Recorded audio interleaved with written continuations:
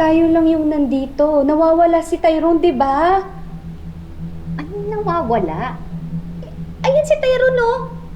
Paano nawawala? Nandiyan dyan yung kapatid mo, di mo ba nakikita? Ayun, no? Alam mo, Rosel, baka masyado ka lang kasing nag-alala sa anak mo, kay Tyrone. Kaya siguro kung ano-ano na yung nakikita mo pati sa imagination mo. Anong imagination? Ilang beses ko pa sasabihin sa'yo, ayan si Tyrone, no? Nandyan sa harapan niyo. Andyan sa harapan ko, hindi niyo ba nakikita? Ano bang problema niyong dalawa? Niloloko niyo ba ako? Ayun siya, oh! Kilala ko ang anak ko. Ngayon, kung ayaw niyo maniwala sa akin, di bahala kayo sa buhay niyo. Tyrone, balik ka nga dito.